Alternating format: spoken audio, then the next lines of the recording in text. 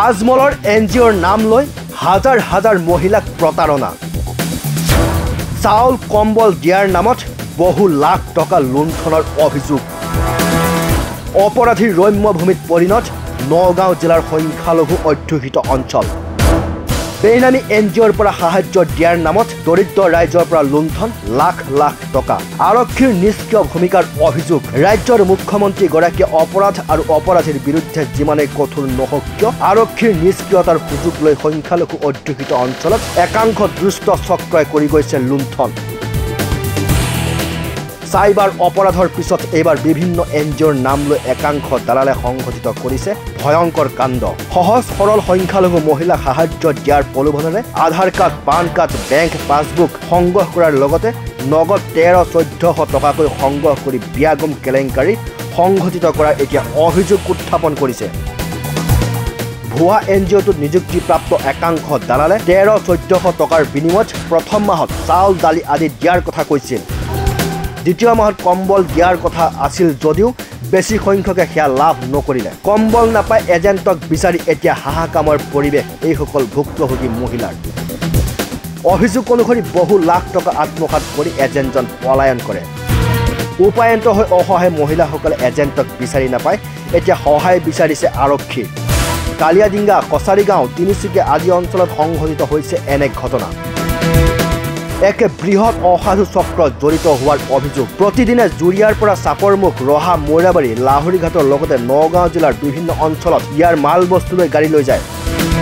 এতিয়া কথা হ'ল কোন কোন জড়িত এই কেলেংকাৰীত আৰক্ষীক বিচাৰি উলিয়াবলৈ ৰাইজে আহ্বান জনাইছে। লগতে এইবোৰ বন্ধ কৰিবলৈ প্ৰশাসনক কাটৰ অনুৰোধ জনাইছে এইসকল ভুক্তভোগী মহিলাই। ইতিমধ্যে আপোনালোকে নিশ্চয় গম পাইছে আজি কেইবা মাহ ধৰি জুৰিয়াৰ বিশেষকৈ আমাৰ সংখ্যালঘু অধ্যুষিত অঞ্চলত এটা দুষ্ট চক্ৰ লাগিছে। ভুৱা NGOৰ নামত লাখ লাখ টকা সংগ্ৰহ কৰি আজি এজেণ্টসকল পলাই আছে। আপোনালোকে জানে যে প্ৰায় 1200-1300কৈ টকা হাজাৰ হাজাৰ মহিলাৰ পৰা তেওঁলোকে কালেকশ্যন কৰিছে। কালেকশ্যন কৰি কোনোবা মহিলাক প্ৰথম কিস্তি দিয়াৰ পিছত এতিয়া বাকী কিস্তিৰ কোনো খা খবৰ নাই। এই মহিলাখিনি এতিয়া হাবাটোৰ খাইছে পইচা বিচাৰি, এজেণ্ট বিচাৰি। এতিয়া আমি শুনামতে এজেণ্টসকল পলাই আছে, এজেণ্টৰ মালিকসকল পলাই আছে। আৰু এওঁলোকে কি কৰিছে, গাঁও অঞ্চলত কেইজনমান এজেণ্ট ৰাখি থৈ দিছে, যিটো এজেণ্টৰ জৰিয়তে তেওঁলোকে লাখ লাখ টকা মহিলাসকলৰ পৰা সংগ্ৰহ কৰিছে। এই ক্ষেত্ৰত মই কেইবাবাৰো ৰাজহুৱাভাৱে কৰিছোঁ, ছ'চিয়েল মিডিয়াত পোষ্ট কৰিছিলোঁ যে এই ক্ষেত্ৰত আমাৰ এই অঞ্চলৰ মানুহ সাৱধান থাকিব লাগে এই চক্ৰৰ পৰা। কিন্তু দেখা গৈছে আজি জুৰিয়া থানাত কেইবাটা গাঁৱৰ কেইজনমান মহিলা আহি আজি এজাহাৰ দাখিল কৰিলে এই এজেণ্টসকলক বিচাৰি।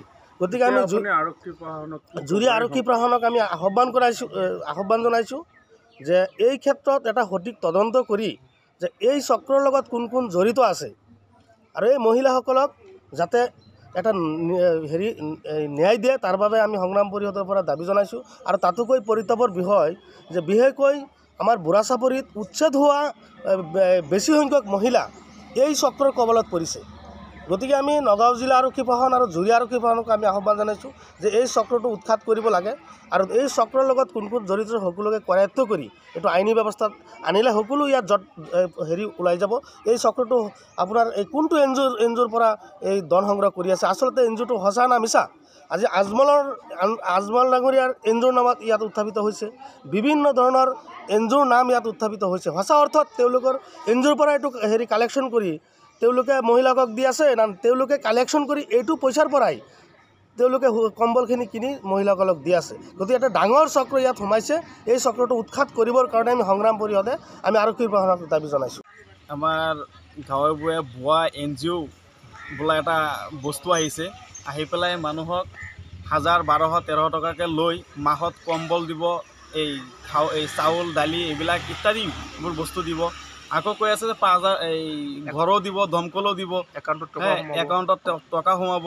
বিভিন্ন প্ৰলোভন সাধাৰণ মহিলাক প্ৰলোভন দি পেলাই এনেকুৱা দুষ্ট চক্ৰ সোমাইছে গাঁৱত। গাঁৱে ভূঞে সোমাই পেলাই মানুহক বহুত পইচা লাখ লাখ টকা লুণ্ঠন কৰি আছে। সেইখিনি আমাৰ জুৰিয়া থানাৰ অন্তৰ্গত পুলিচে প্ৰশাসনে কিবা ব্যৱস্থা ল'ব লাগে এই দুষ্ট চক্ৰবিলাকক। আৰু প্ৰশাসনে এইটো তদন্ত কৰি পেলাই সিহঁতক জেল হাজতলৈ প্ৰেৰণ কৰিব লাগে।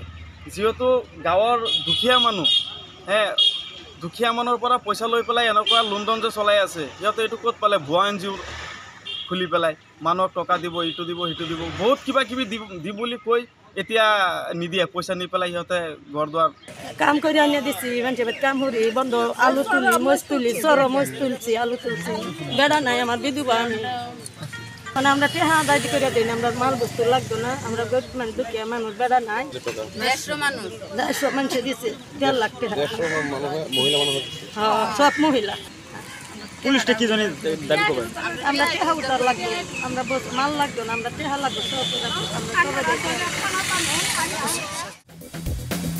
জুৰিয়াৰ পৰা তমেশ উদ্দিনৰ ৰিপৰ্ট মাই নিউজ এনি